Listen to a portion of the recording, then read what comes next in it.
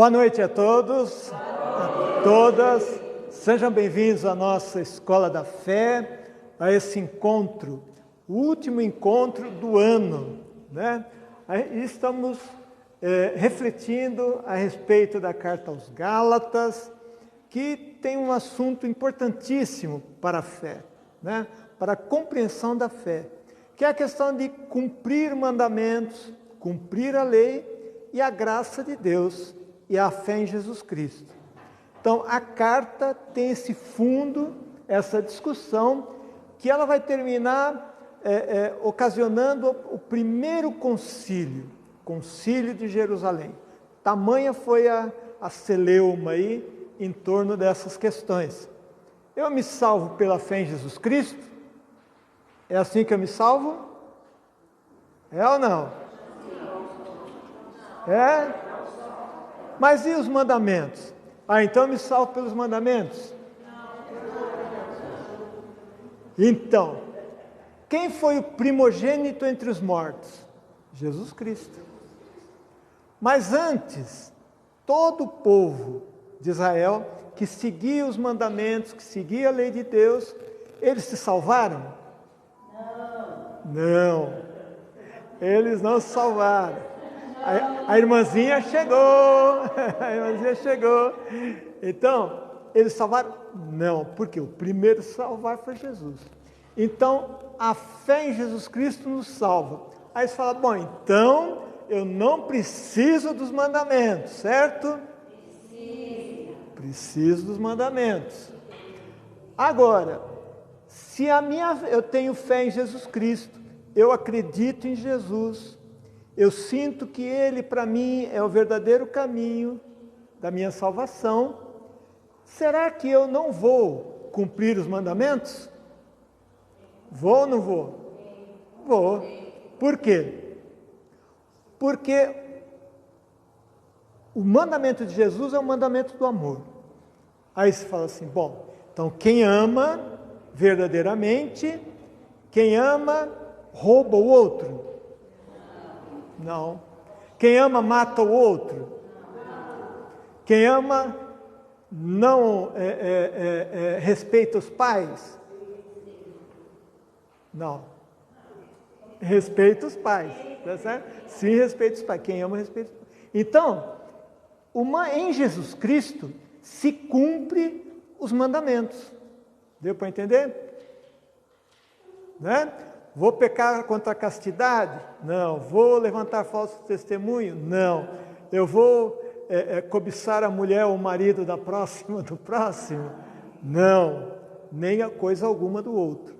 Então, em Jesus Cristo se cumpre de maneira plena toda a lei. Por isso que ele fala, eu não vim tirar nenhuma vírgula da lei. Porém, a minha salvação só ocorre a partir de Jesus Cristo. É a partir dele, e é isso que Paulo fala. Se a justiça vem pela lei, se a salvação vem pela lei, né? Se eu consigo me justificar perante Deus pela lei, então Jesus morreu por nada, né? Foi aí que nós refletimos no final do encontro passado, certo? Mas, o que está faltando? Precisamos rezar, porque quem não reza, vira bicho. Então vamos rezar. Deus de amor e bondade, Criador de todas as coisas, envia Teu Santo Espírito sobre cada um de nós. Envia Teus dons, para que possamos ter sabedoria, discernimento, fortaleza, conselho, para que possamos ter conhecimento, temor, respeito a Deus e piedade. E assim possamos participar desse caminho da salvação. Vinde, Espírito Santo, enchei os corações dos vossos fiéis e acendei neles o fogo do vosso amor. Enviai o vosso Espírito e tudo será criado e renovareis a face da terra. Oremos. Ó Deus, que instruíste os corações dos vossos fiéis com a luz do Espírito Santo, fazei que apreciemos retamente todas as coisas, segundo o mesmo Espírito, e gozemos sempre da sua consolação. Por Cristo Senhor nosso. Amém. Se nos unimos à Trindade Santa, Pai, Filho e Espírito Santo. Amém. Muito bem. Então nós vemos aí na carta aos Gálatas uma certa crítica ácida, uma crítica até mesmo dura, que Paulo faz, né? Então eles procuravam lá em Jerusalém seguir direitinho os mandamentos, queriam tudo ajeitadinho, né? E nós temos uma crítica sobre essa questão de fazer tudo muito certinho e achar que apenas fazendo certinho eu me salvo. Essa crítica Jesus já fazia aos fariseus. Lembram? Jesus fazia sempre a crítica aos fariseus. Vocês querem ser muito certinhos, né? E esse é um dos problemas que muitas vezes também nós temos. Quando a gente começa a achar que por eu fazer as coisas direito, né, sobre mim não deve cair nada, nenhum mal, sobre mim não deve acontecer nada, o pneu não fura do carro, né? Eu começo a achar que eu me salvo por mim mesmo. Está dando para entender qual que é a lógica e qual é a crítica que Jesus fazia aos fariseus, que procuravam seguir, mas achavam que só fazendo aquilo, cumprindo aquelas regras, eles salvariam. Paulo aqui também vai fazer essa crítica sobre essa questão de ficar cumprindo fielmente ali os mandamentos, né? Então, de uma maneira geral, Jesus coloca a coisa de uma maneira mais humana, e Paulo enxerga isso. Isto é, apesar dos nossos tropeços, né? Paulo fala, eu sou o último, eu sou pecador, etc. Então ele tem esses altos e baixos, ele, já não sou eu quem vive, é Cristo que vive em mim, e ele vai nesse caminho, o caminho espiritual de todos nós. Esse alto e baixo, essa força que vem da fé, essa força que vem do Cristo, faz com que eu me torne mais humano. E, é lógico, vou pecar. E não esconde. Os fariseus lá, eles escondiam, eles faziam as coisas meio tortinhas lá, meio erradas, e eles escondiam, porque tinha essa tendência. Por quê? Começavam a se cobrar de si mesmo que eles deviam ser corretíssimos, honestíssimos. E a gente sabe que, de uma certa maneira, a tentação está em todos nós, né? Tentação da inveja, né? Sendo cristão, a gente tem inveja? Tem inveja, não? Tem inveja. Não deveria ter. É um desafio que a gente tem que ter para superar isso. Mas aceitar as nossas mazelas é o primeiro passo para você enfrentar, né? Então, a questão da inveja, por exemplo, vem desde Adão e Eva, desde Caim e Abel. Caim mata Abel por inveja, né? Hoje, a gente vê por aí, até nas redes sociais, se alguém coloca lá alguma coisa que vai bombar na internet, tem um monte de gente que fica olhando, fala assim, nossa, que legal, por que eu não consigo, né? E aquela invejinha, aquela inveja que o povo de Deus muitas vezes costuma chamar de inveja santa. Existe inveja santa? Não existe inveja santa, né? Mesmo que seja para o bem, é lógico que a gente pode admirar, né?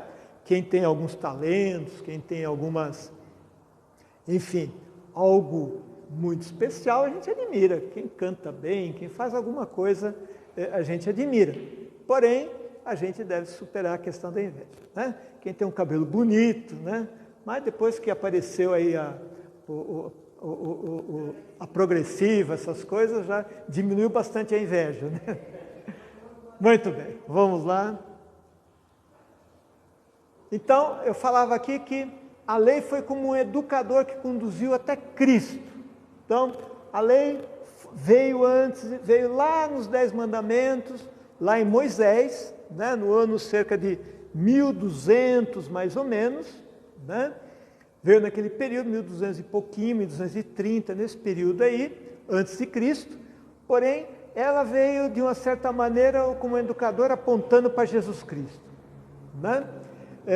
Mais uma vez inaugurado o regime da fé. Já não estamos, né, Paulo fala pela fé em Jesus Cristo, nós já não estamos na dependência desse educador, na dependência daqueles mandamentos lá, tá certo? Com efeito, todos vós sois filhos de Deus pela fé em Jesus Cristo. Isso aí nós já tínhamos visto, eu acho, né? Mas para a gente continuar, a gente precisa acertar o pé aí, o pé no chão, né? Então, aí no capítulo 3 de Paulo, 3, 27 a 29, nós temos ali a superação do preconceito, né? Tem gente que fala assim, mas o preconceito é um tema de debate muito atual, né? E é verdade, o bullying, né? Dão até um nome inglês assim bonitão, né? A questão do bullying, a questão do preconceito contra tudo que é um pouco diferente, né? E olha o que Paulo fala aqui nessa carta aos Gálatas, no capítulo 3, versículo 27 a 29. Vamos lembrar, continuar lembrando, que ele está falando para um grupo que tiveram origem nos bárbaros, que eles tinham gestos brutos, que eles tinham uma educação não tão refinada, muito pelo contrário, né? Que eles tinham grupos ali que eles escravizavam. Então, de uma certa maneira, eles se sentiam uns superiores aos outros, tá certo? Então, vamos ler juntos aqui? Vós todos,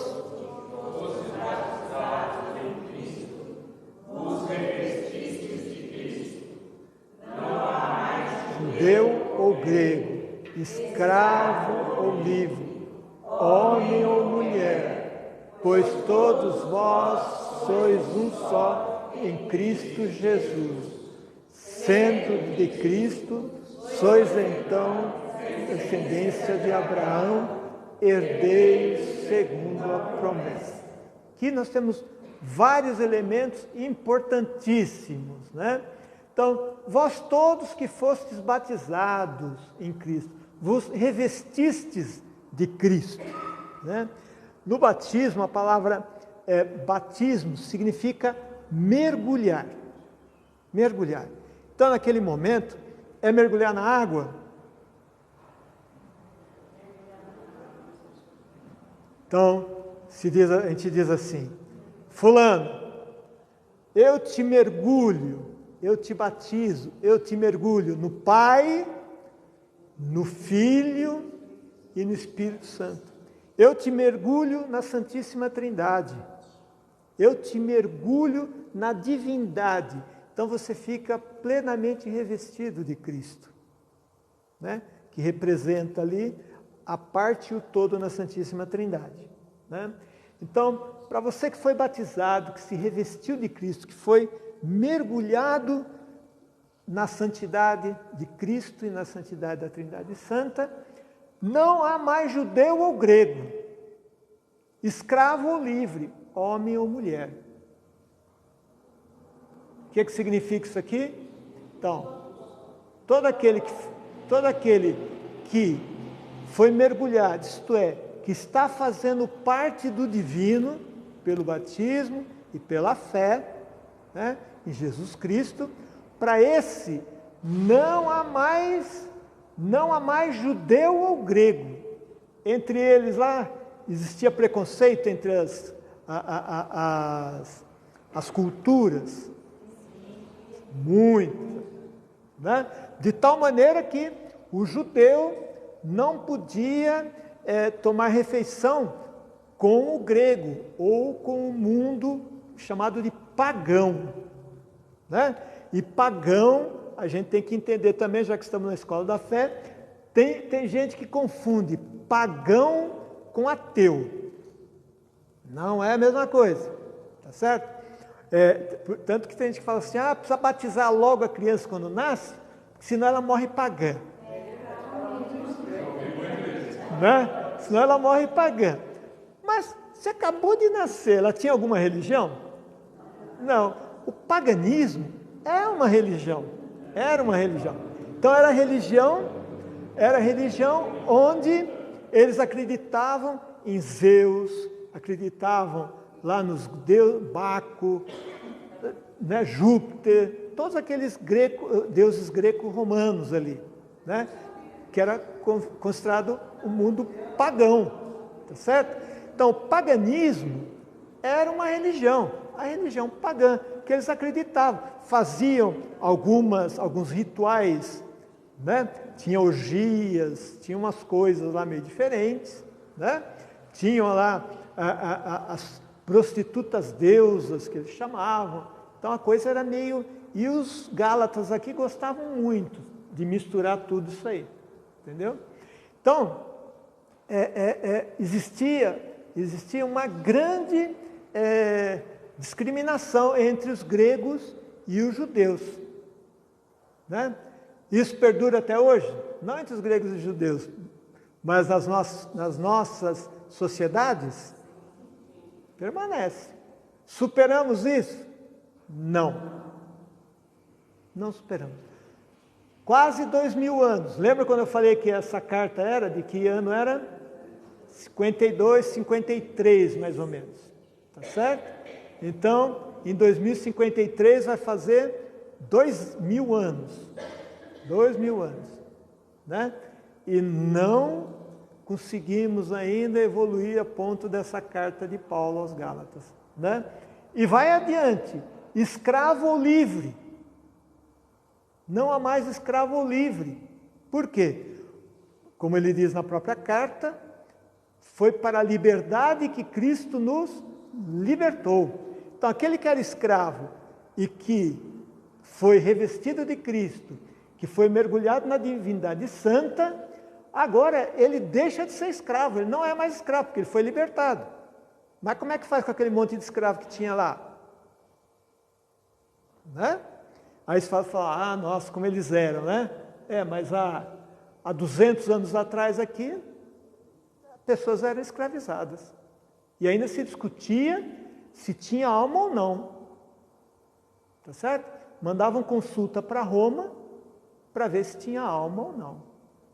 Tá certo? Então, veja a questão de superação de todo preconceito. Então, veja, ele continua dizendo, não há mais homem ou mulher, isto é, não há mais essas diferenças, homem e mulher são diferentes, mas quanto aos direitos, né, era já assim, bom, Paulo levantava aqui, tá certo? Ainda continua o problema salarial, isonomia, enfim, todas essas coisas aí que a gente sabe, jornada de trabalho e assim vai, né? Na questão do homem e da mulher. Então, pois todos vós sois um só em Cristo Jesus. Sendo de Cristo, sois então da descendência, que faltou da descendência de Abraão, herdeiros segundo a promessa. Então, nós somos herdeiros do povo santo. Nós somos herdeiros, filhos de Deus, herdeiros da graça, né? Então, alguém pode falar, mas isso é muito bonito, mas como é que a gente coloca isso na prática? Não é verdade? Tem gente que fala assim, bom, preciso transformar o mundo.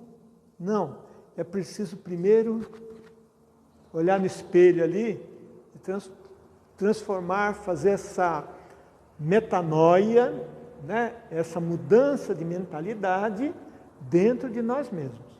Se a gente conseguir dar uma mudada dentro de nós, se a gente conseguir superando essas questões aqui, já ser herdeiro da graça, pertencer à realeza, né? Celebramos no 34º domingo, Cristo Rei do Universo. Cristo Rei do Universo. E nós somos irmão do Rei, não é não? A gente se sente como irmão do Rei? Meia mussarela, meia calabresa. Né? Deveríamos nos sentir mais pertencentes a essa realeza, de tal maneira que poucas coisas nos atingissem, né? Poucas coisas. Tem gente que, porque é aí criticado nas redes sociais por qualquer coisa que faça ou que publique, né? Já se sente menor, menosprezado, etc, etc. Uma das coisas que a gente vê hoje, uma coisa terrível que a gente vê, né? É essa questão da gente, das lamentações, né? Das pessoas reclamarem, eternamente reclamando. Se a gente olhasse os textos sagrados, a gente deveria ter uma outra atitude, né? Uma outra atitude. Não dá para desenvolver isso aqui, não dá para desenvolver, mas se a gente pesquisar um pouquinho, a gente vai ver que a lamentação, a lamúria, aquele negócio, né? Começa a ficar tão grave que chega perto do mimimi, né? Aquela coisa do mimimi, aquela coisa da vitimização, de se sentir vítima, né? Porque, na verdade, cai a autoestima, a gente não assume essa condição de sermos filhos e filhas de Deus, tá certo? De sermos herdeiros da graça e herdeiros aí dessa questão da realeza, né? Não tem a ver com realeza humana, certo? É realeza no plano divino, a gente tem que entender isso, né? Mas o que nos dirige, certamente, é a vida espiritual. É a vida espiritual. Muito bem, vamos lá. Liberdade de filhos, está lá no capítulo 4, versículo 1 a 5. Vamos ler juntos o que Paulo fala nesses 5 versículos? Quero dizer o seguinte: enquanto o herdeiro é menor de idade, ele não se diferencia em nada de um escravo, embora já seja dono de todos os bens.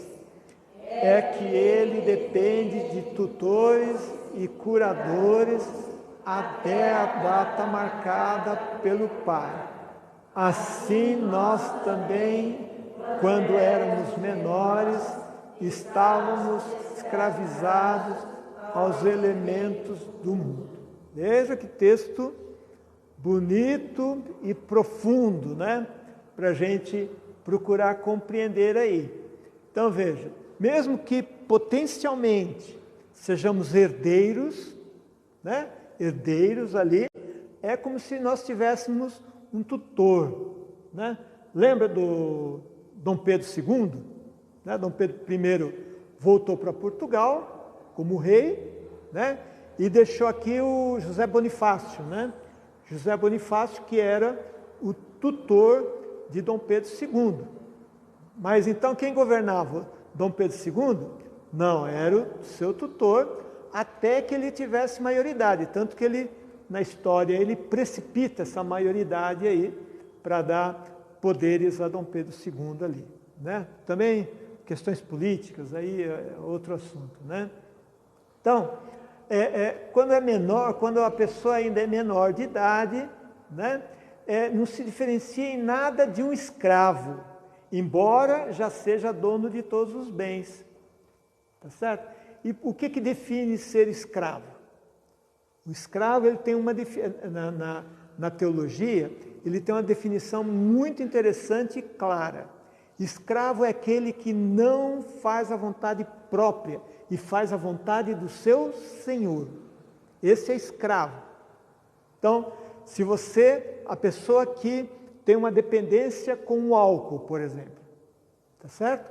Ele deixa de ter vontade própria, porque quem manda nele é o álcool, é a dependência ao álcool. Então, ali ele é escravo. É lógico que a gente sabe hoje que ele é doente, né? A pessoa está doente e termina adoecendo até a família toda. Porém, então, quem termina sendo quem manda na cabeça daquele que é dependente do álcool é o álcool. Tanto que as pessoas falam de uma maneira errada, né? Errada, aquele que que tem essa dependência, chamam de alcoólatra. O que é alcoólatra? O latra, né? Latria, latra, quer dizer aquele que idolatra, tá certo? O alcoólatra, o dependente de álcool, ele não idolatra o álcool. Ele gostaria de se livrar do álcool, mas é que é mais forte do que ele. Então, ele é um dependente. Ele não ama e idolatra o álcool. Né? Por isso que não se deve chamar de alcoólatra, assim como muitos lugares não chamam. Alguns chamam de alcoólicos, né? Por aí vai. Então, aquilo que te escraviza faz com que você não tenha vontade própria. E isso pode ser até numa relação entre marido e mulher. Tá certo?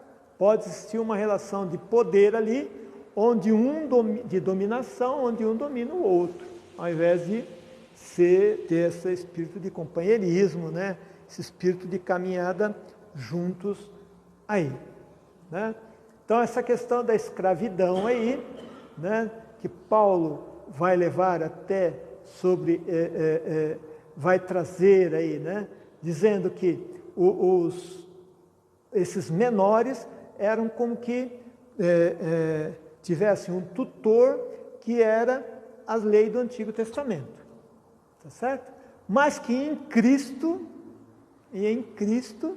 aí ele passa a governar a si mesmo. Então, é a questão da liberdade aqui que nós vamos continuar vendo aqui. Então, nós temos essa liberdade. Tem gente que confunde, é bom a gente esclarecer bem, eu já falei um pouquinho, mas tem gente que confunde liberdade com eu fazer aquilo que me vem à cabeça. Tá certo?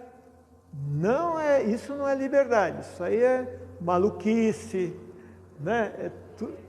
Libertinagem, né?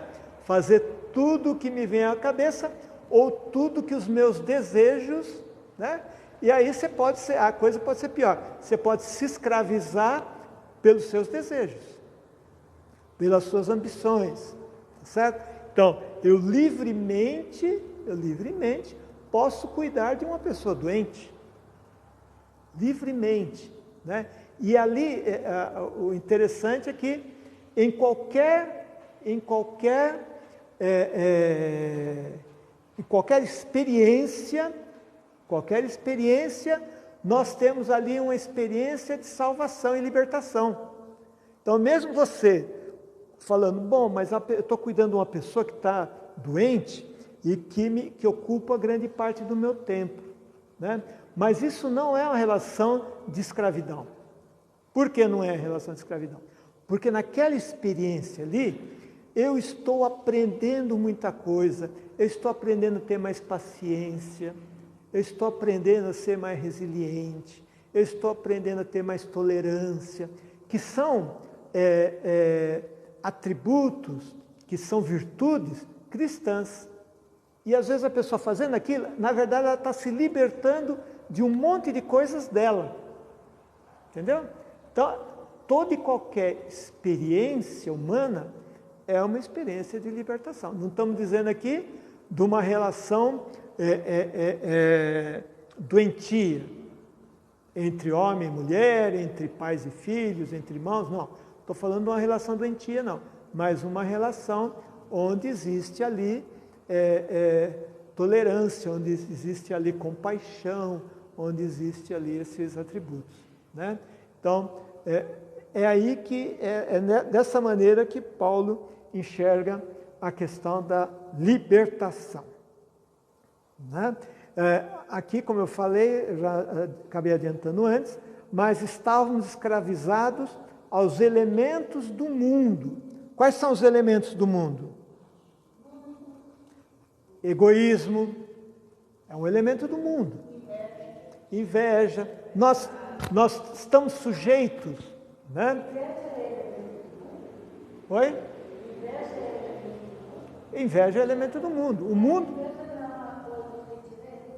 Então, inveja é um sentimento. Só que esse sentimento, ele está nas relações entre as pessoas. Então, quando a gente fala do mundo, a gente fala das relações entre as pessoas, né? Assim como o egoísmo. Nós temos em nós um certo egoísmo? Temos um certo egoísmo. Temos uma necessidade de superar esse egoísmo. E como é que eu faço isso? Pá, segunda-feira não vou ser mais egoísta, é assim? Não. Seria legal. Tranquilo. Seria bom isso.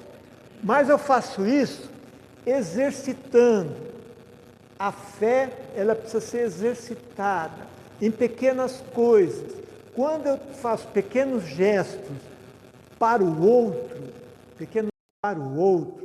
pequenas gentilezas, eu estou saindo de mim e indo para o outro. Eu estou exercitando o não egoísmo. Está dando para entender? Então, cada gesto que se faz para o outro, e pode ser qualquer gesto, né, é um exercício de superação, porque a nossa tendência é eu primeiro, eu no centro. E isso acontece para todo mundo? Para o diácono Eduardo também? Também.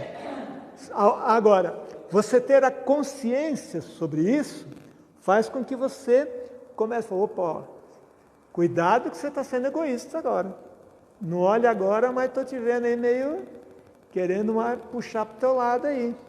Tá certo? Então a gente vai, de alguma maneira, lidando ali com esse egoísmo e a gente vai fazendo com que a gente se supere. Com exercício. Não adianta querer ser assim, o despojado total não dá na segunda-feira. Tem que ser exercitando, né? Orientando o outro, colaborando com o outro, estou saindo de mim mesmo, indo para... usando o seu tempo, a sua vida, para o outro. Qualquer ação... Deus fez a coisa de tal maneira que qualquer coisa que façamos, nós estamos doando vida, né? Eu estou aqui doando vida. Esse meu momento aqui, ele nunca mais vai retornar para mim. Essa 1h e pouco aqui, ela nunca mais vai... Por quê? Porque eu estou doando. Agora, porque doar você dar, tem sentimento de perda? Não, muito pelo contrário. Tem sentimento de ganho. Tá certo? Por quê? Porque você entra em comunhão com Deus, com o Espírito de Deus, você entra em comunhão com os outros. E aí você vai entrando nessa dinâmica da fé. Está dando para entender? Mas, na verdade, por exemplo, esse momento você não retorna de volta, mas a gente também não. Vocês também não. Isso, bem lembrado. Então, o que vocês estão fazendo aqui, esse momento que vocês estão dedicando aqui, saíram de casa, tá certo? Se prepararam, comeram alguma coisinha, hoje até podia comer menos, né? Comeram alguma coisinha, né? Trocar de roupa, com que roupa que eu vou, tal. Teve uma preparação, tá certo? Para vir aqui utilizar esse tempo. Esse tempo, num primeiro momento, é para compreender melhor a fé, para atuar na fé, de uma certa maneira, existe um benefício, mas esse tempo não volta mais. Né? Então, aí depois a gente começa a pensar, falar, será que eu gastei bem o meu tempo ou não? Né? Espero que sim. Mas esse tempo é tão meu tempo agora, que até o dia que eu não vim, eu assistia de casa no mesmo horário, porque Isso. Isso. Você estava dedicando também. Mesmo você não vindo no encontro, né? Vendo de casa, você se dedicava e estava doando. Então, o processo de doação é um processo que também faz parte desse caminho de salvação proposto por Jesus. Detalhe, não tem jeito. A gente só se realiza doando.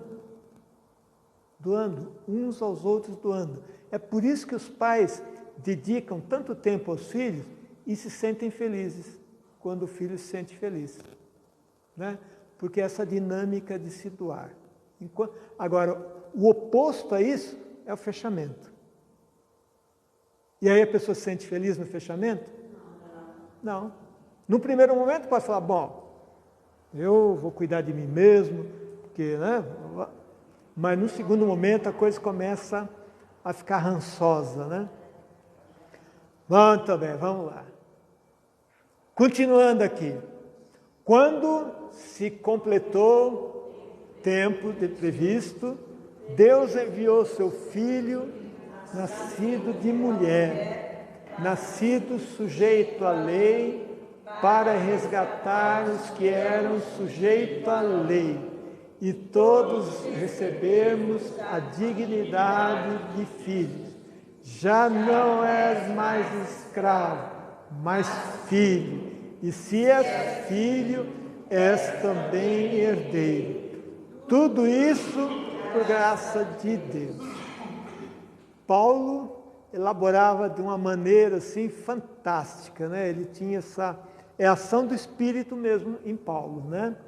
Então, quando se completou o tempo previsto, né? João vai dizer diferente, né?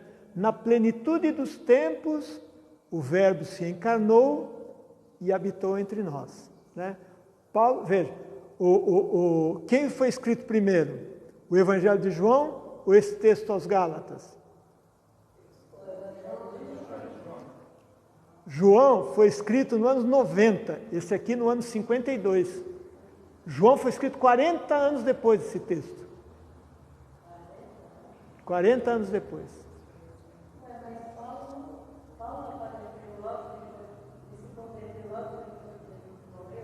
Então, Paulo se converte, veja, nós tínhamos ali os apóstolos, aí tinha ali os primeiros diáconos, né? Estevão, e eles começaram a evangelizar. Essa é a época de Paulo. Quando eles começaram a evangelizar, Paulo estava perseguindo os cristãos.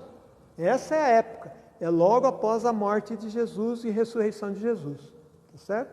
E ele escreve esse texto no ano 52, 53. Tá? Então veja, aqui tem elementos que depois João vai explorar lá na frente, quase, digo 40, mas uns 37, 38 anos depois, no Evangelho de João. Né? Então veja, Deus enviou seu Filho nascido de mulher.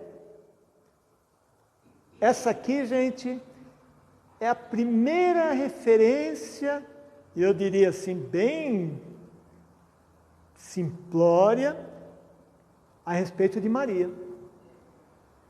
Foi a primeira referência do Novo Testamento a respeito de Maria. Por quê? Porque o Evangelho de Mateus, de Lucas, vem muito depois. Mas por que Paulo não fala um pouco mais aqui a respeito de Maria? Paulo não fala mais, veja, Lucas esteve com Paulo, numa das viagens eles foram juntos, de evangelização, né? Então, veja aqui, o centro para Paulo aqui, naquele momento, que logo após a morte e ressurreição de Jesus, o centro era compreender Jesus, compreender a graça, compreender a relação entre os mandamentos, entre a lei e a graça. Era esse o centro. Então, quando Paulo está falando aqui, ele está falando nascido de mulher. O que significa isso? O que nasce de mulher? Marciano nasce de mulher? Que nasce de mulher é humano, certo? Para falar, aqui ele está discutindo o quê? A humanidade de Jesus. Isto é, nascido de mulher. Ele não veio assim, não apareceu espontaneamente assim no canto. Pá, menino Jesus está ali. Não, nasceu de mulher, certo? Ele foi gestado por uma mulher, por Maria. Mas não fala o nome de Maria, né? Tem gente que fica meio ressentido com Paulo. Eu também, no primeiro momento, fiquei meio ressentido com Paulo. Depois compreendi melhor qual era o contexto e qual era a situação aqui, né? Nascido sujeito à lei. Isto é, sujeito à lei. A lei de Moisés, a lei humana, isto é, a lei que rege todos os seres humanos de nascer, crescer, se desenvolver, andar, mamar, né? E todos recebemos, nascidos de da lei, para resgatar os que eram sujeitos à lei. Então, veja, ele tinha que salvar todos aqueles que cumpriam a lei anteriormente. Né? Moisés,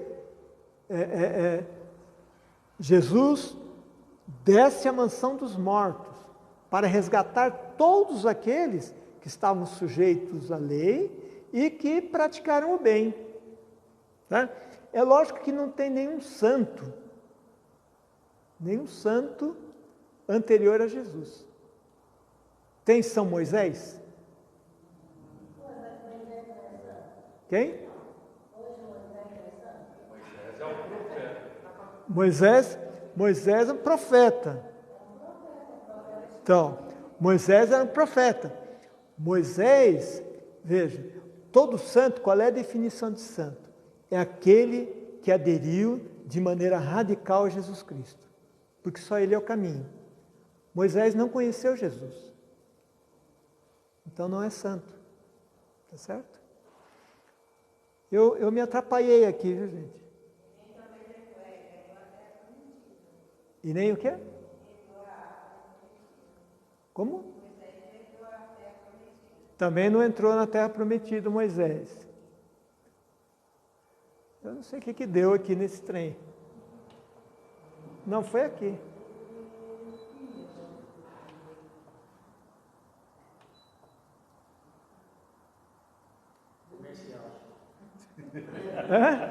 E agora o sinal do nosso patrocinador. Agora vamos fazer um pequeno... Ele vai... Acho que a lâmpada está quente, talvez eles precisem esfriar um pouco antes de ligar de novo. Pois é. Não apareceu ali.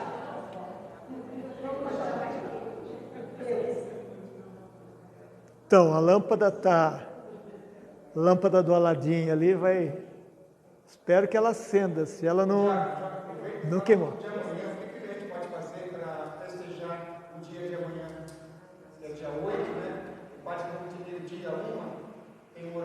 Isso, então amanhã é o dia da Imaculada, né? Já que estávamos falando sobre Maria, né? É dia da Imaculada. Então, é um dos 4, o quê? Imaculada, ela nasceu sem o pecado original, um dos 4 dogmas marianos, tá certo?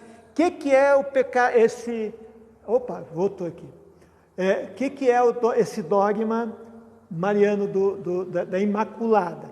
Tem gente que confunde, porque muitas vezes se fala que é em virtude de Jesus Cristo, né? Mas a Imaculada Concepção é de Maria. É de Maria no seio de quem? De Ana, que é a mãe é o último ali de cima, CAR 001. É só vir aqui. Isso, só. Então, e agora, vem no 19 aqui. Agora aqui, acho que é o comando aqui, né?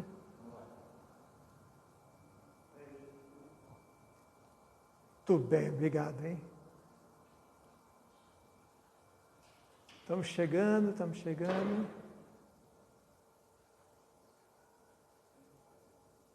Foi aqui, né? Foi aqui. Então, veja, esse dogma de amanhã é que Maria foi preservada, Maria quando nasceu, lá no ventre de Ana, né? Santa Ana de São Joaquim, tá certo? Houve ali, ela foi concebida sem o pecado original. Qual é o pecado original? Pecado original. Veja, o que falou a serpente lá para Adão e Eva? Falou, olha, se vocês comerem daquele fruto ali, vocês serão igual a Deus, serão poderosos, vão mandar em todo mundo. Tá certo?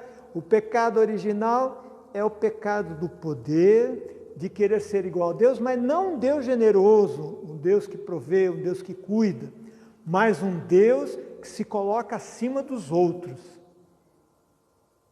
Tem alguém aqui que tem esse pecado? Só os terráqueos. Só os terráqueos. Então, bobeou, a gente começa a se achar. Tá certo? Não, nossa, diácono, faz tanto tempo que eu dou aula. Nossa, eu sou um bom professor. A tentação é grande. A tentação é grande. E quando você faz isso, você não evolui, você não cresce. Por quê? Porque você já se acha melhor do que qualquer um. Se eu me achar o melhor dos professores, eu falo, para que eu vou estudar? Eu tive que estudar para fazer isso aqui. Eu tenho que ir lá refletir, pesquisar, né? Porque o dia que eu achar que eu sou o máximo, eu falo, não preciso. Aí, como a memória da gente é terrível, aí eu esqueço, você é uma ameba aí, né? Então, esse é o pecado original. E Maria foi concebida sem esse pecado original. Essa palavra pecado original está na Bíblia? Está lá no Gênesis? Está ou não? Está? Está nada.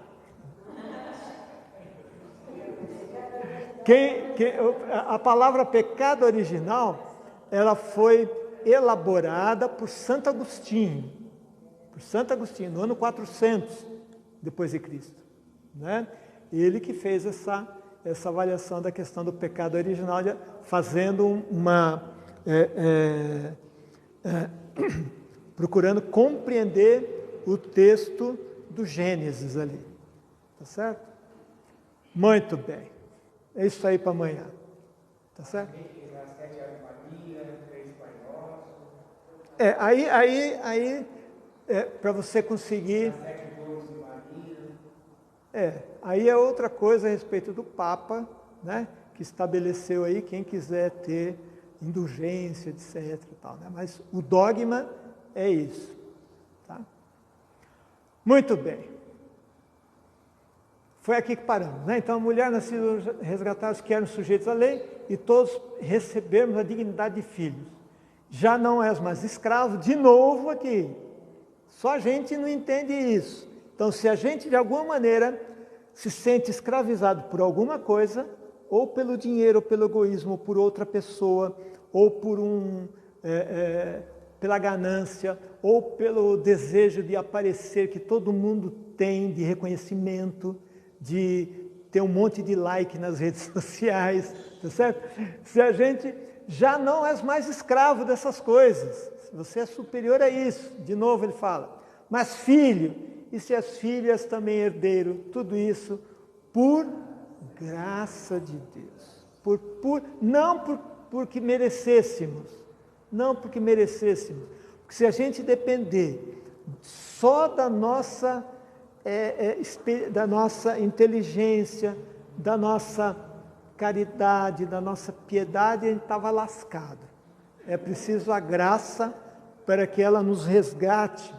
E é preciso também do sangue derramado de Jesus, que é aquele que realiza a eterna aliança, a nova e eterna aliança, para o resgate de todos nós, para a salvação de todos nós. Que é isso que a gente faz a cada...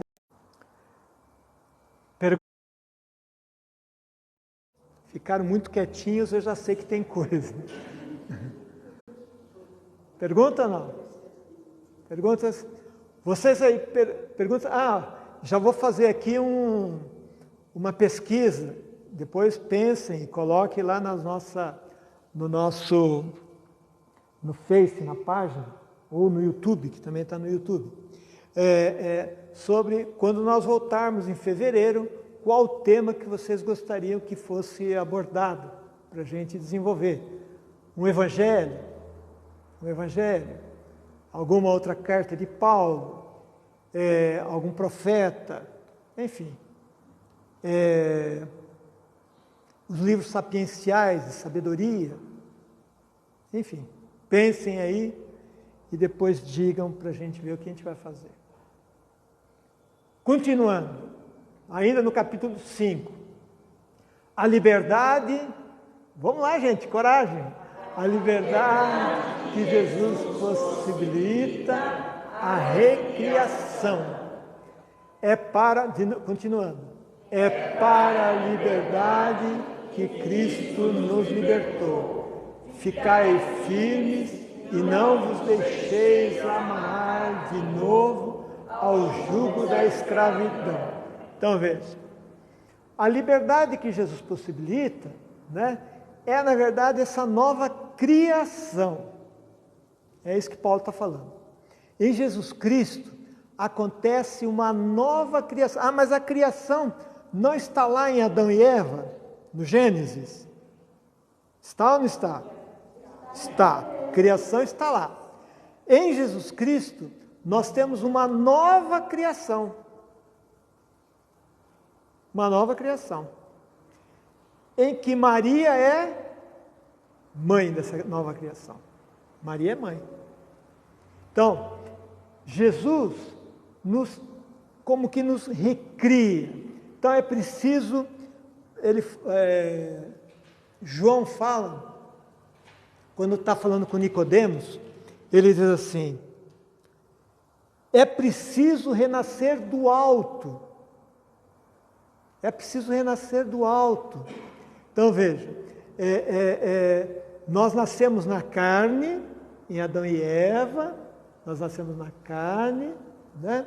Em Jesus, nós renascemos, fomos recriados, e recriados não a partir do pó e da carne, mas a partir do Espírito, fomos recriados no Espírito de Deus. Somos,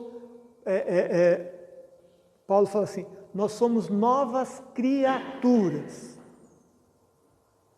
Entendeu? Não? Diferente do ser humano que vinha ali pela lei, etc., antes de Jesus. Nós em Jesus Cristo somos novas criaturas. Morremos na cruz com Cristo e renascemos a partir da sua ressurreição. Né? Então, fique esperto, ficai firmes e não vos deixeis amarrar de novo ao jugo da escravidão.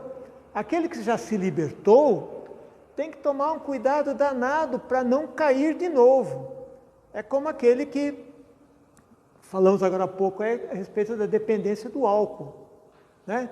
Quem já quase destruiu a família, destruiu a questão profissional, quase se destruiu nas relações interpessoais, amizades, foi destruindo tudo. Conseguiu se libertar, que não caia novamente.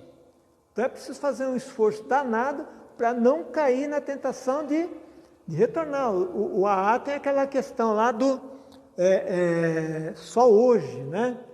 De eu procurar mais um dia, eu não caí. Então, de uma certa forma, né? Ficai firmes, mais um dia, não vos deixeis amarrar de novo ao jugo da escravidão. Nós somos libertados por Cristo, nós somos espíritos que foram libertos por Cristo. Então, que a gente vigie para não cair, para a gente não sucumbir, certo? Não, aqui ele completa, acabei de falar, no final falei, não façais da liberdade um pretexto para servir à carne. Então, já que eu tenho liberdade, eu vou fazer aquilo que me dá na telha, na cabeça, ou tudo aquilo que me dá satisfação. Às vezes a gente acha que, me dá plena satisfação. Às vezes está dando escravidão. Não é verdade? Tem gente aí que o sujeito sai com uma mulher, sai com outro, sai com outro, sai com outro, tem filho aqui, tem filho ali, tem filho lá, né? Ele se acha uma maravilha. Quando vai ver as pensões que tem que pagar, né? Ele começa a ver que ele se tornou escravo. Escravo da sua sexualidade, dos seus desejos, né? Então, é preciso que a gente não façamos da liberdade que temos em Cristo um pretexto para servirdes a carne. Por quê? Porque você volta para a escravidão. Capítulo, compreendido? Muito bem. Continuando a liberdade e a carne. Paulo aqui, sapeca aqui. Vamos ler juntos? São bem conhecidas as obras da carne: imoralidade sexual, impureza, devassidão, idolatria, feitiçaria, inimizades, contenda, ciúmes, iras, intrigas, discórdias, facções, invejas, bebedeiras, orgias e outras coisas semelhantes. O que eu achei interessante aqui, outras coisas semelhantes. Para mim, ele listou tudo aqui, né? Ele não quis... o que seriam outras coisas semelhantes aí, né? Talvez ele quis dizer, bom, se escapou alguma coisa, está aqui, é mais ou menos por aí, né? Então, veja, não vou discutir aqui tudo, né? Mas imoralidade sexual. Veja, não é uma questão da sexualidade. Sexualidade todos nós temos e usamos de alguma maneira até nas relações interpessoais, tá certo? Mas é a questão da imoralidade, do que é certo e do que é errado, e principalmente do que escraviza, né? Então, tudo que escraviza, sexo, quem inventou, quem criou foi Deus. Então, essa associação com o pecado já foi superada há muito tempo, né? Mas tem um certo risco, a questão da imoralidade sexual. A imoralidade sexual sempre tem risco, mas a questão da sexualidade tem risco porque é algo muito forte. Então, como algo muito forte, né, pode fazer com que as pessoas terminem se escravizando, como falamos lá atrás. Mas depois vocês deem uma olhadinha aí nessa lista, né? Contendas, ciúmes, iras, intrigas. Está parecendo rede social isso aqui, né? Está bem atual, Paulo é bem atual, né? Invejas, bebedeiras, facções, né? Facções, não só criminais do tráfico, etc., como também na questão política, nas questões políticas e essa coisa toda aí. Outra coisa que eu tenho todo esse material e eu vou distribuir para vocês aqui, tá certo? Por meio eletrônico. Quem quiser também esse material, é só me contactar aí pelo Face ou pelo YouTube, que eu transfiro esse material todo. Eu não tenho vaidade nenhuma em manter esse material comigo, tá certo? Eu faço para os outros. E quem quiser usar, já tem aqui autorização minha. Pode usar aonde quiser, porque isso aí vai estar contribuindo para a minha salvação. Tá certo? Diga. A contenda são brigas, né? Essas contendas. Você tem contenda em tudo quanto é âmbito, até entre marido e mulher, né? As contendas.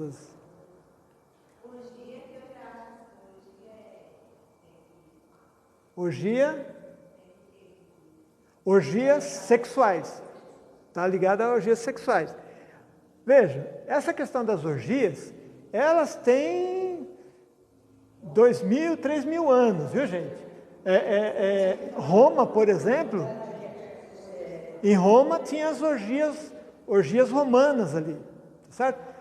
Depois de tanto tempo se descobre lá quanta gente morreu de sífilis, certo? Naquela época lá, agora que se consegue detectar melhor as coisas, né?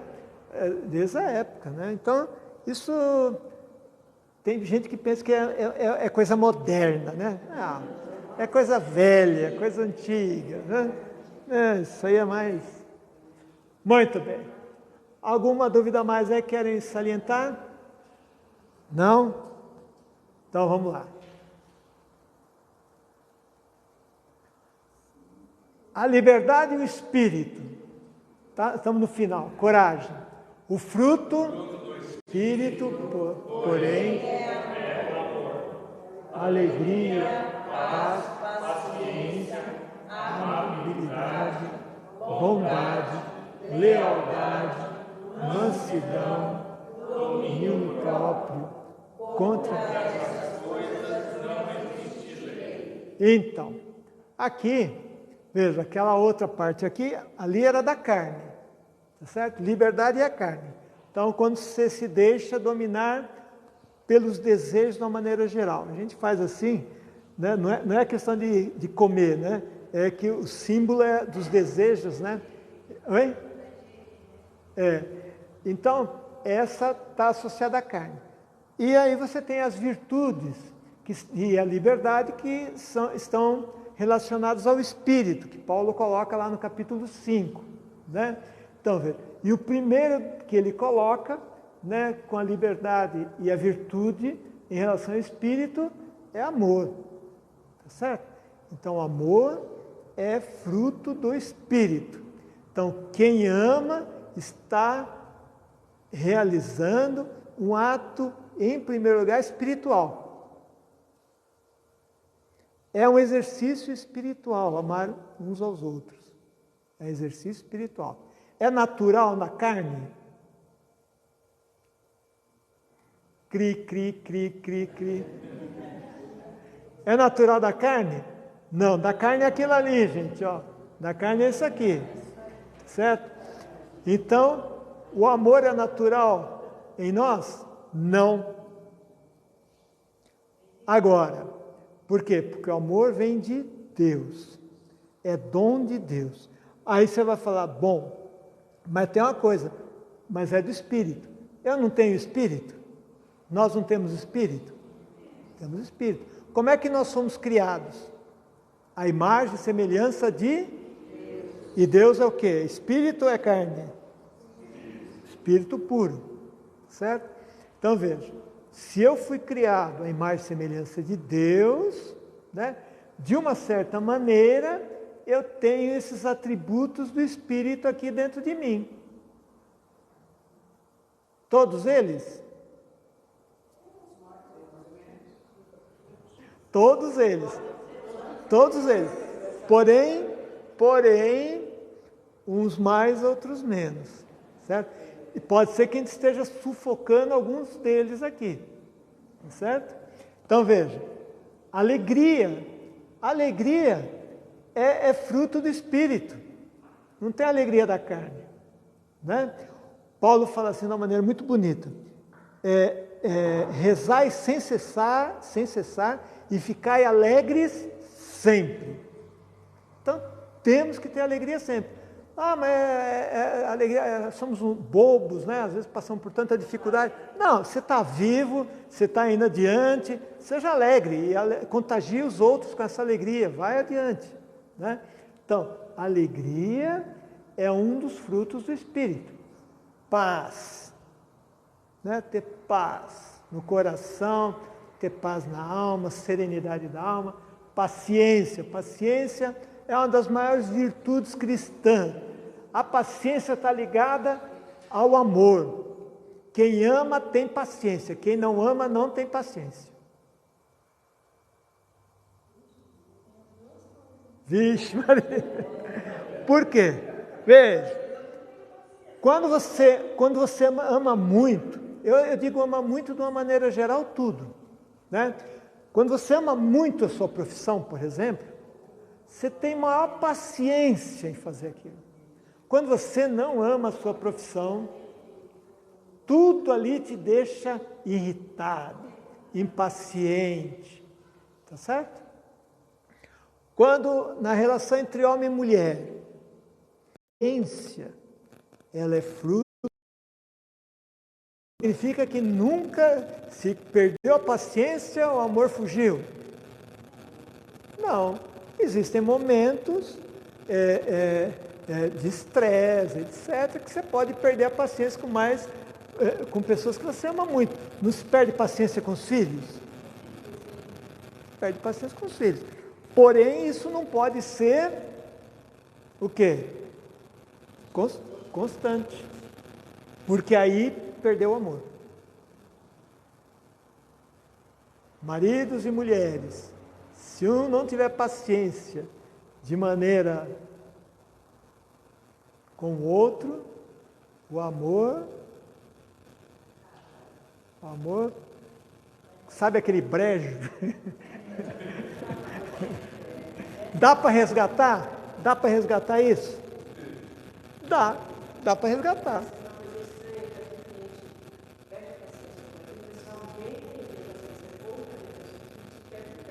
Então, isso. Por quê? Porque ama. Ela está dizendo aqui o seguinte, está dizendo que às vezes a gente perde a paciência com o marido, ela diz que perde a paciência pode perder a paciência com o marido, mas se uma outra pessoa perde a paciência com o marido, aí ela vai contra, assume as dores. Por quê? Porque ama. Está dando para entender essa relação? Bom, eu não vou seguir aqui, porque senão a gente... Mas deu para entender o espírito aqui? Faça um exercício aí, ó. Lealdade, mansidão, ó, amor próprio. Amor próprio. Amor próprio é fruto do Espírito. Por quê? Porque eu sou filho de Deus. Ninguém pode vir para me colocar abaixo. Eu sou filho, eu sou herdeiro da graça. Entendeu? Eu sou, né? Eu sou irmão de Jesus. Quem está pensando? Ah, mas o outro tem o cargo de não sei o quê. Não pode ter o que for. Não pode ter o que for. Eu sou um espírito que tem a liberdade, que não estou escravizado. Então que ninguém venha botar muita banca. Tá certo? Então veja, amor próprio. A justiça? Então, não, tem relação. Não. Sabe o que é? Não, foi bom você ter falado. Porque a justiça está na paz. Acontece o seguinte, para que haja paz, o pré-requisito da paz é a justiça.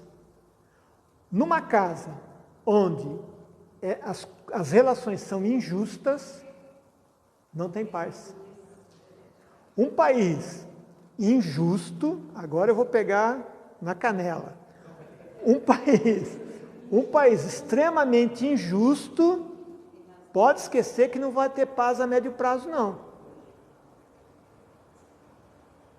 Tá certo? Uma empresa, eu sou da área de empreendedorismo, uma empresa injusta, que trate de maneira injusta os seus colaboradores,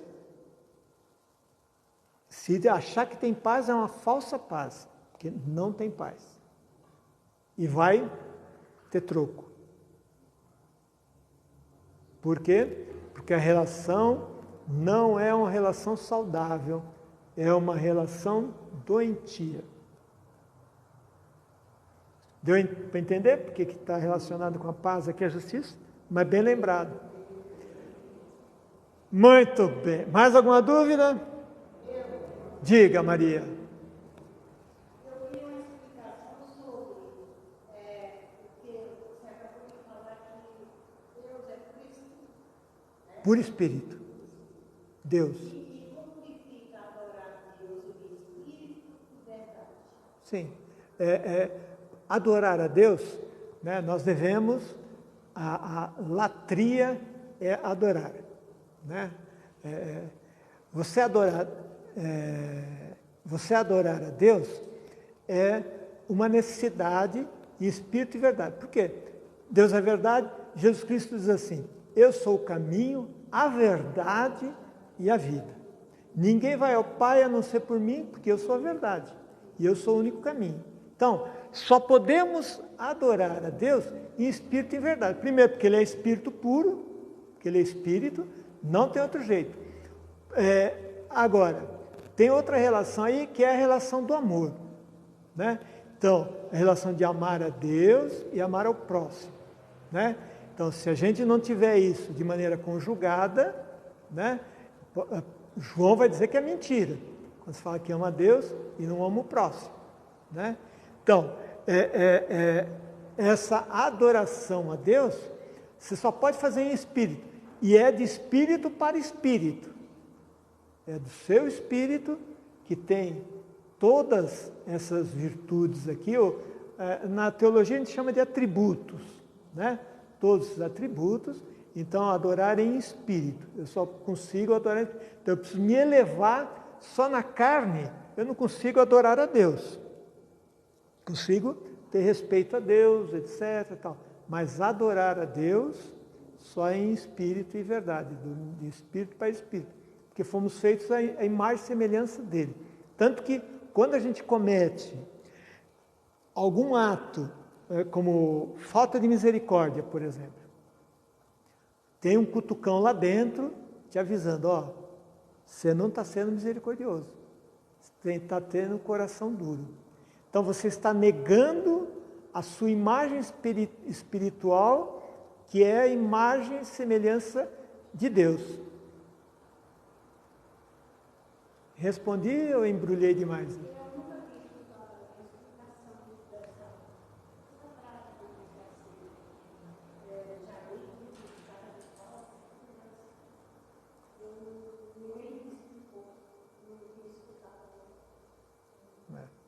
Tudo bem ou mais ou menos?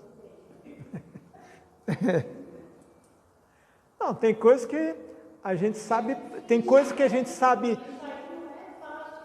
Não é fácil entender mesmo, porque também você tem, veja, a teologia ela trabalha, ela lida com o mistério. Então, uma resposta plena, muitas vezes nós não temos, porque o mistério ele não é compreendido intelectualmente plenamente. Então, as explicações, às vezes, a gente dá um direcionamento para viver isso e aí compreender melhor. Deu para entender? Então, o que eu posso fazer é fazer esse direcionamento para você fazer a sua experiência de adorar em espírito e verdade. Então tem a ver com certeza também. Tem a ver com? Certeza da presença. A certeza? Certeza de pertencer a Deus? Certeza da presença de Deus. A certeza da presença de Deus. Sim. Sim, sim. Mais alguma coisa aí, gente? Você vê que essa carta de Paulo, ela é extremamente profunda, né? Muito. Se a gente lê os 6 capítulos assim meio rapidamente, a gente vai tropeçar ou não vai perceber muita coisa, né? Tem que olhar, ela tem que ser algo orante, né? Você tem que entrar dentro dela de maneira orante, na presença de Deus, né? Para entender. Mesmo assim, 100% não vamos entender. Apesar de ter sido escrita por Paulo, que é humano, né? Mas só mais uma coisa. Mas certamente o Espírito Santo está movendo Paulo para escrever isso aqui. Tá certo? Então, grande parte nem ele, você veja, algo, acho que foi a Alessandra, né, que falou semana passada, né, como é que algo tão elaborado foi feito há 2000 anos atrás. Tá certo? Mas temos aí a presença do Espírito também, que é aquele que inspira, né? Quem rege. Acabou? Não, conclusão. Oh, meu Deus, agora, hein? Conclusão. A questão da nova criatura. Eu já falei um pouco ali, né? Mas vamos ver aqui a conclusão que Paulo faz. Lá no capítulo 6, são os últimos versículos. Vamos ver? Pois...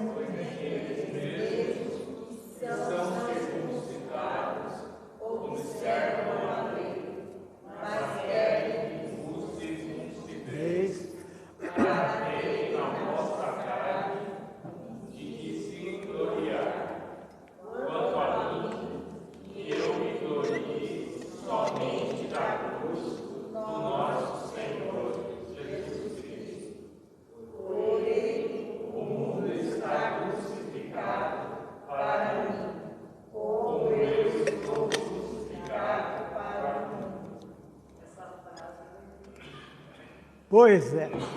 aqui nós temos a questão do mistério da cruz. Tá certo? Como falei, se é mistério, a gente pode cavocar um pouco. A gente pode ir um pouco mais fundo. Mas é preciso você viver, né? Você ficar diante do mistério. É Semana Santa. Na Semana Santa nós temos aquele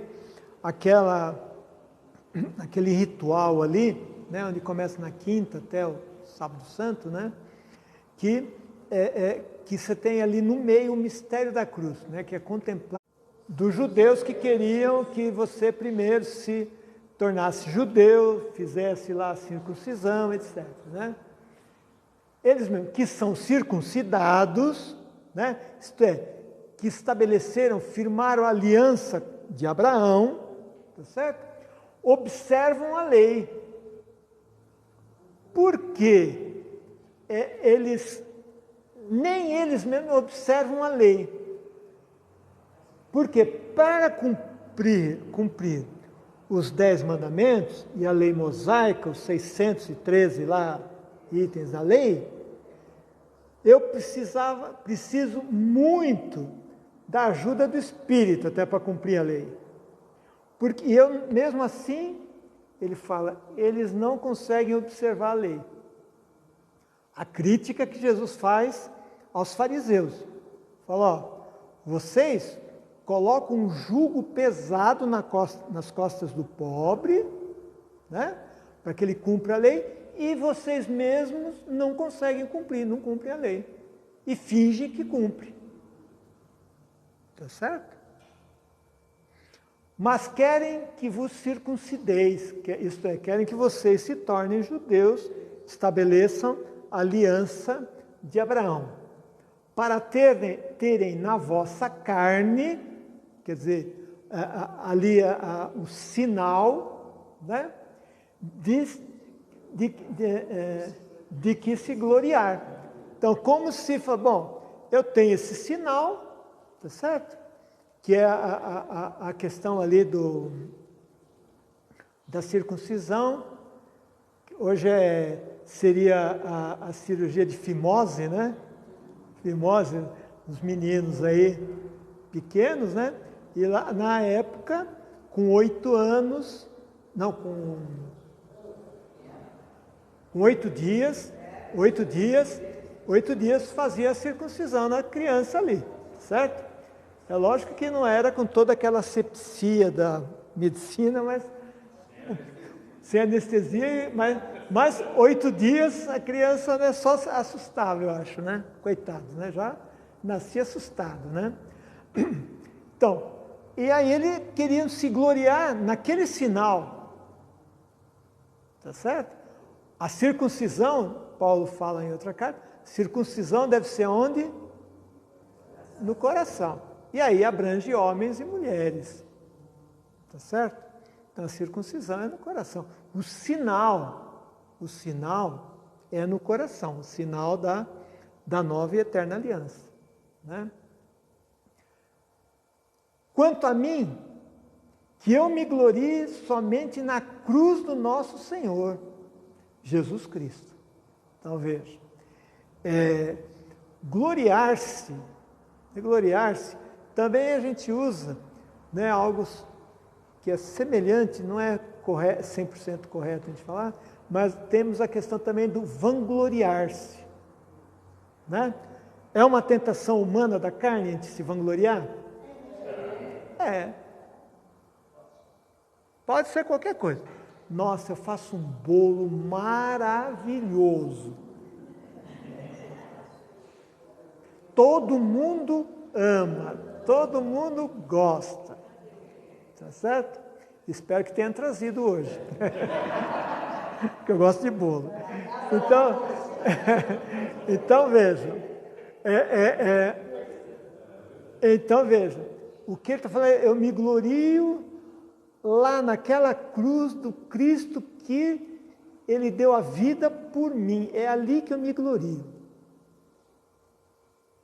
Né? Por ele, o mundo está crucificado. Então, veja, por Jesus Cristo. Então, aí você tem uma inversão. O mundo passou a ser crucificado, até as dores. As dores do mundo são as dores pelos seus pecados. Está dando para entender? Então, o mundo está crucificado. Jesus morreu para o perdão dos pecados. Então, ali na cruz, ele centraliza todos os pecados da humanidade. Tá certo? O justo, o inocente, que faz recair sobre si, mas voluntariamente ele faz isso. Se ele quisesse, ele podia ter ido embora, ninguém pegava ele, como fez em outros momentos.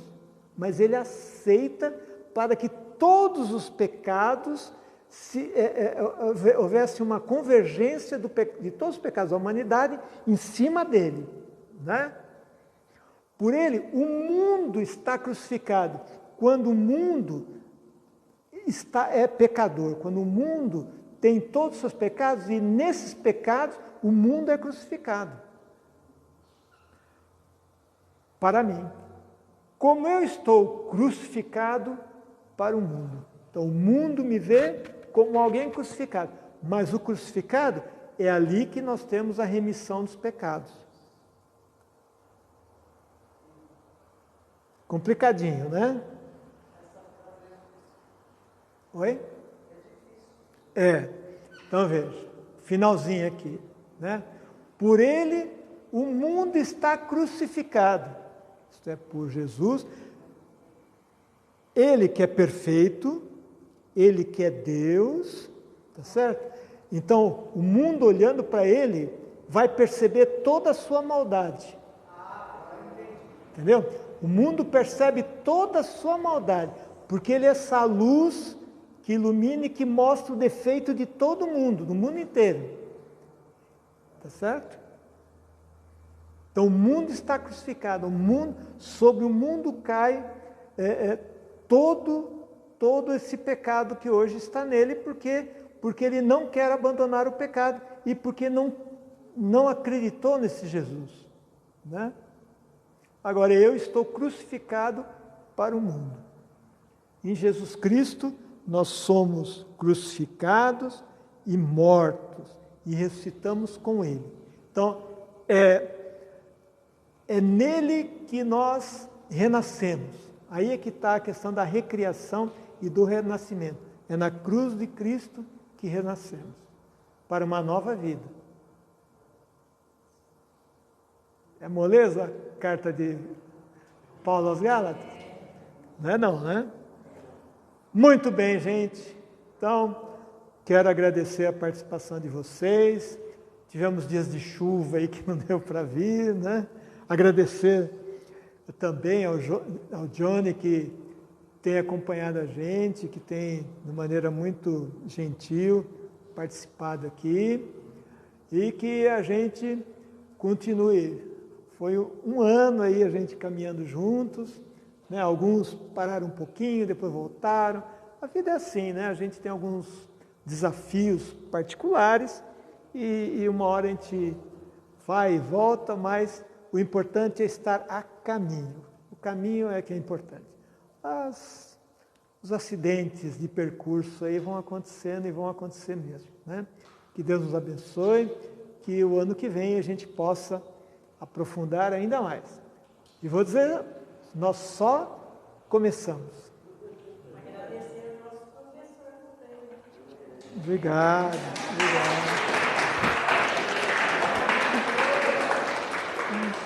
Obrigado. Então, bem, vamos rezar?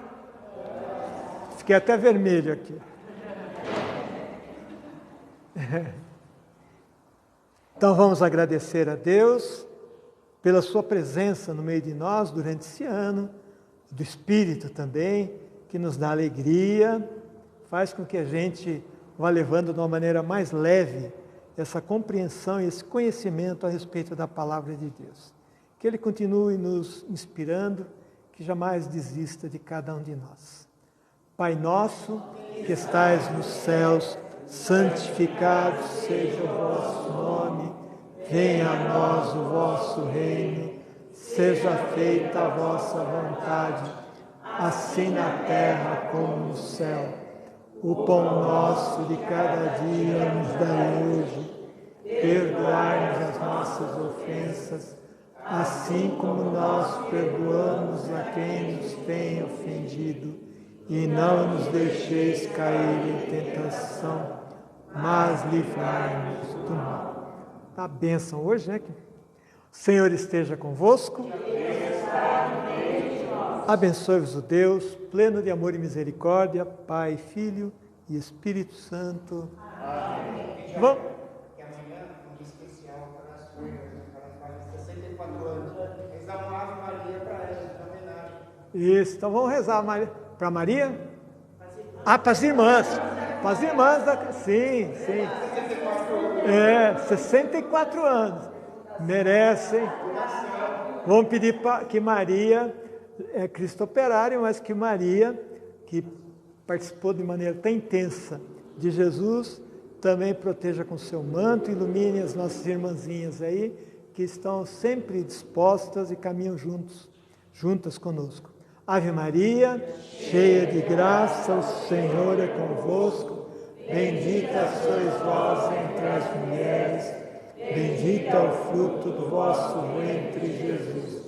Santa Maria, Mãe de Deus, rogai por nós, pecadores, agora e na hora de nossa morte. Amém. Vamos em paz e que o Senhor nos acompanhe. Até fevereiro, se Deus quiser.